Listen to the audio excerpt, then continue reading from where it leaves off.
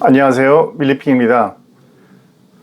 오늘은 어제 그 전방 지역에서 발생했던 그 포병 훈련 관련해서 사용하는 그 묘사탄, 보통 폭발 효과 묘사탄이라고 하는데요. 이와 관련된 사고 내용, 또 사고 자체보다 그 이후에 우려되는 상황에 대해서 이야기해보고, 그리고 오늘의 주식시장, 특히 최근 주식시장이 전반적으로 강세에 있지 않습니까? 방산주 같은 경우에 하나 에어로스페이스가 오늘 100만 원을 이제 막 넘었다가 다시 후퇴했다 하고 있는데요. 이런 방산 주식 시장에 대해서 같이 알아보겠습니다.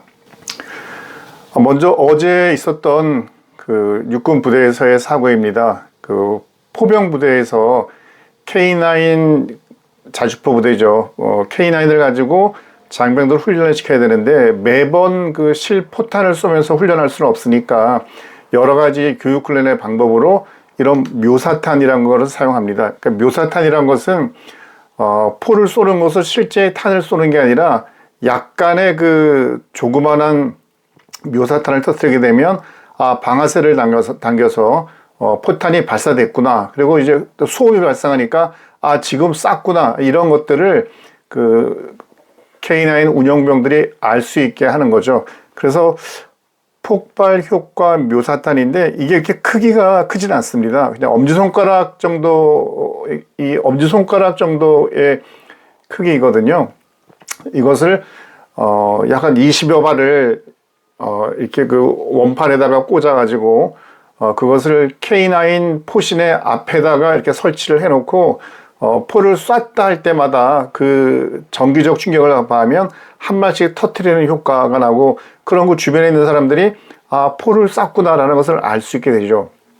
그리고 그 마일즈 훈련, 그러니까 과학화 훈련 중에서 마일즈 훈련이라는 게 있지 않습니까? 근데 거기에서도 K9 같은 이런 자주포들은 이 마일즈로 표현하기가 매우 어렵거든요.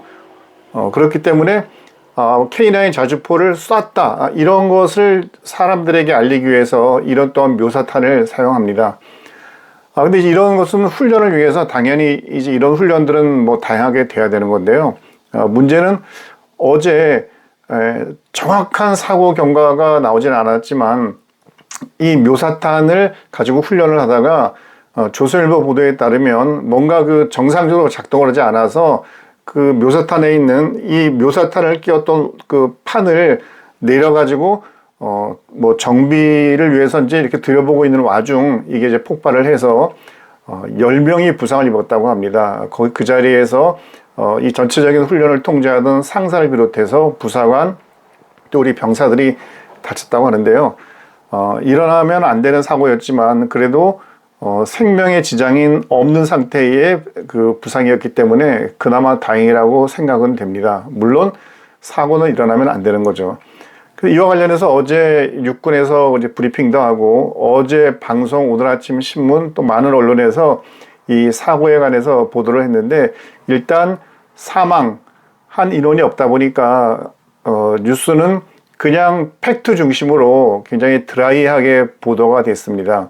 다만 이 조선일보만 단독 보도한 것이 어제 육군 부대에서 이런 묘사탄 사고만 있었던 것이 아니라 제주도에서 공군이 예비군 훈련하는 중에 또 거기에도 폭발 사고가 있어서 거기도 다친 인원이 있었다. 이를 이제 보도를 했죠.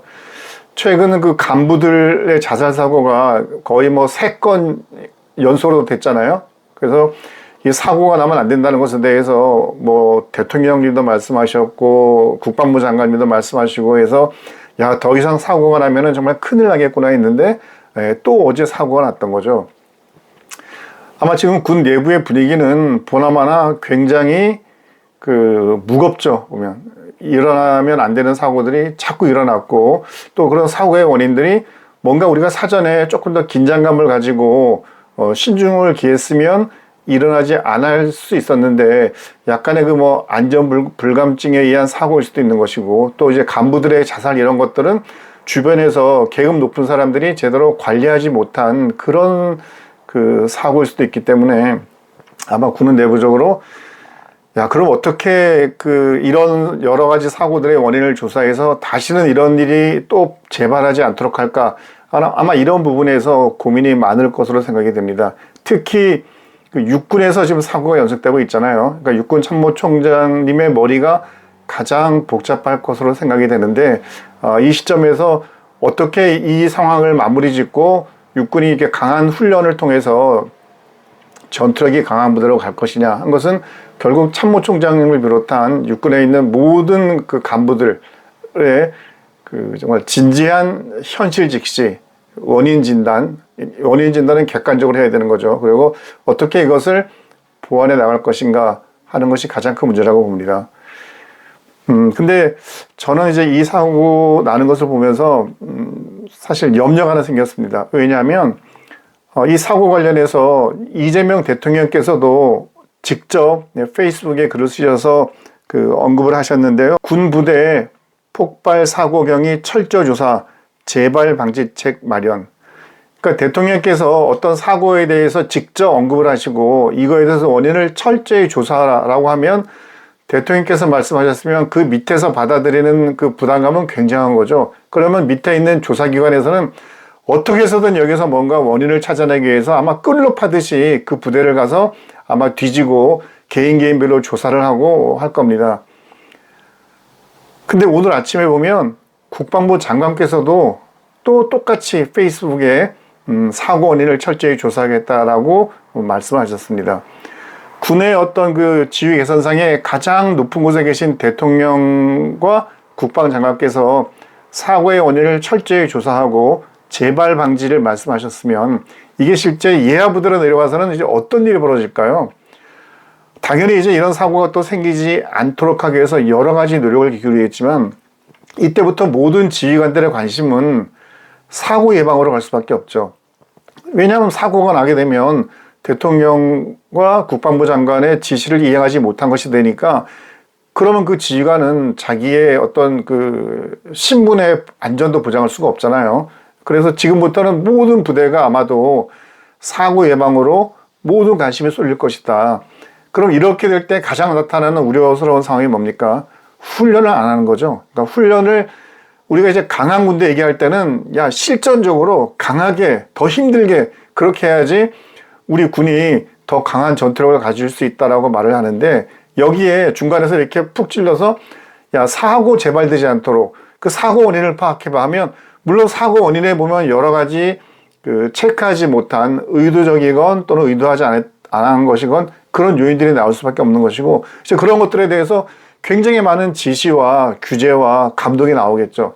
그러면 이런 상황에서 과연 예하부대 지휘관들이 대대장이나 또는 중대장 또는 여단장들이 마음껏 실질적인 훈련을 할 수 있을까요? 아마 쉽지 않을 겁니다.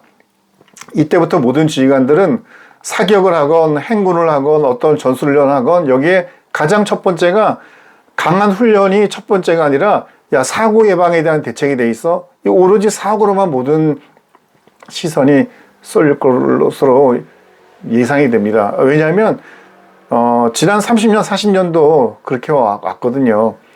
그래서 이 사고는 나면 안 되지만 이 시점에서 대통령과 장관께서 언급하신 이 부분도 당연히 이제 하실 수 있는 말이었는데 근데 이것이 예하부대로 내려가게 되면 이게 다른 쪽으로 막 살이 불어나가지고 오히려 예하부대 지휘관들과 장병들이 실질적인 훈련을 하는데 굉장히 이제 방해가 되는 겁니다.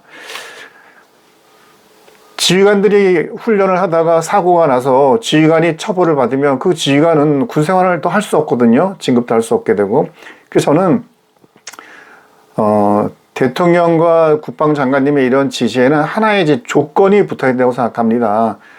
그러니까 훈련을 하다가 열심히 훈련을 하다가 사고가 난 이런 부분에 대해서는 물론 거기에 이제 고의성은 당연히 없어야 되겠죠. 그럴 경우에는 그로 인해서 지휘관이나 해당되는 참모들을 문책하지는 않는다.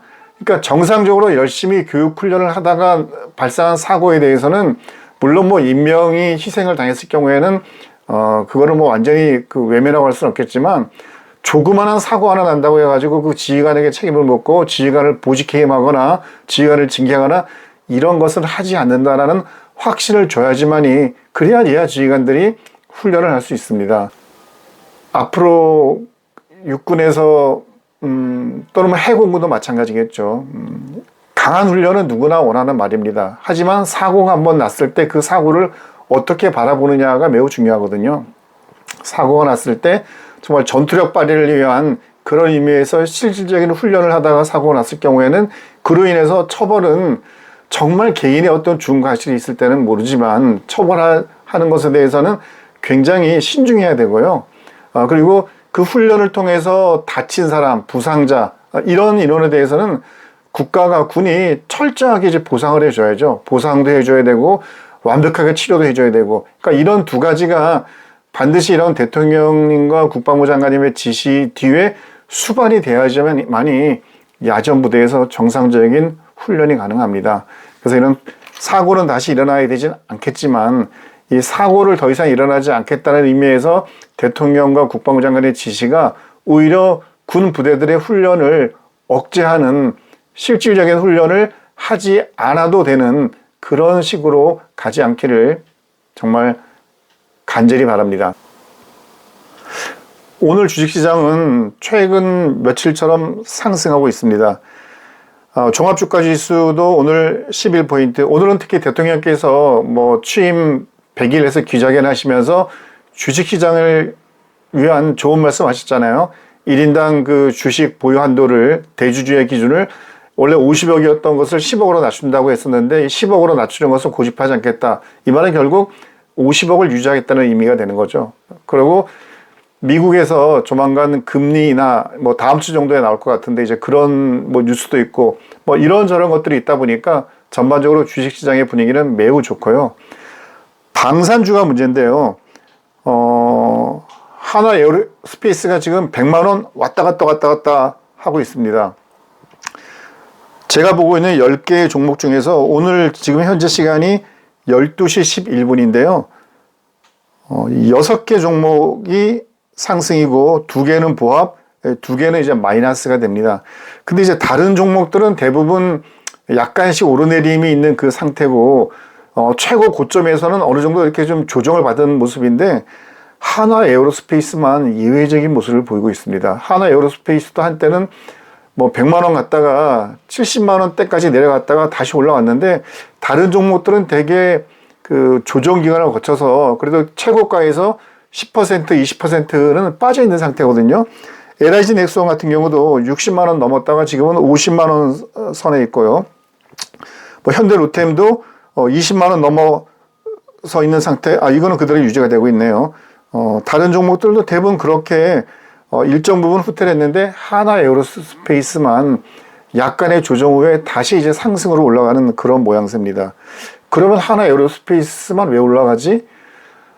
최근 이슈는 폴란드 MSPO 전시회가 있었고요. 현재 영국에서 DSEI 전시회가 있고요. 오늘 아침에 영국의 BA사와 또 이런 그 유도탄의 그 정밀성을 기하기 위한 기술 협력을 했다는 이제 보도 자료가 나간 바가 있습니다. 좋은 뉴스들은 많이 있고 에어로스페이스는 특히 외국인들이 최근 보면 지속적으로 그 매수를 하고 있거든요. 아무래도 하나 에어로스페이스의 전망을 매우 좋게 본다는 이제 그런 것으로 해석될 수밖에 없는데 하나 에어로스페이스가 오늘 100만 원을 안정적으로 확보를 하고 그 이상으로 올라갈 수 있을지 더 지켜보는 것도 굉장히 흥미로운 관전 포인트라고 생각이 됩니다. 미국과의 관계에서 이 조선업들 하나오션이나 HD현대중공업의 상승이 기대됐는데 아직까지는 더의 어떤 힘은 분출되지 않고 있거든요. 이것도 조금 더 지켜볼 필요가 있겠습니다. 특별한 재료는 없지만 하나 에어로스페이스가 방산주 전체를 이끌어가는 모습이기 때문에 하나 에어로스페이스의 이러한 리딩 파워가 언제까지 지속되는지 또한 관심사항이기도 합니다. 네, 오늘 밀리핑 여기서 마치겠습니다. 감사합니다.